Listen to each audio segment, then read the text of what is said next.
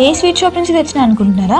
మనకి ఇంట్లో చేసుకునే ఓపిక తీరిక ఉంటే స్వీట్ షాప్కి వెళ్ళే అవసరం ఎందుకండి. ఇంట్లోనే ఈ పల్లి చిక్కీని టేస్టీగా ఎలా చేయాలో ఇప్పుడు చూపిస్తే చూసేయండి. ఫస్ట్ నేను ఇక్కడ 2 cups ఆఫ్ పల్లీలను తీసుకొని ఇక్కడ దూరగా వేయించుకుంటున్నాను. ఆ తర్వాత మనం తీసుకున్న పల్లీలకి ఒక 1/2 cup క్వాంటిటీ తగ్గించి బెల్లం తీసుకోవాలి. అంటే నేను ఇక్కడ 2 cups ఆఫ్ పల్లీలకి 1.5 cup బెల్లం తీసుకొని ఇలా కరిగించుతున్నా.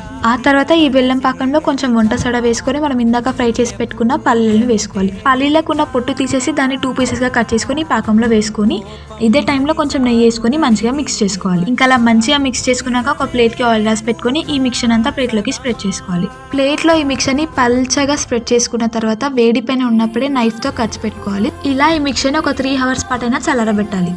ఆ తర్వాత చల్లారాక ఈ ప్లేట్ లో నుంచి డిమాల్ చేసుకొని కొంచెం ప్రెషర్ ఇస్తే ఈజీగా కట్ అయిపోతాయి పీసెస్ మనకి. అండ్ ఈ పల్లి చిక్కీని మనం బాక్స్ లో స్టోర్ చేసేసుకొని తినేసేయడం. ఇట్లాంటి హెల్దీ రెసిపీస్ మీకు ఇంకా కావాలా? అయితే నా ఛానల్ ని సబ్స్క్రైబ్ చేసుకోండి. లైఫ్ స్టైల్ విత్ రాగా. బాయ్.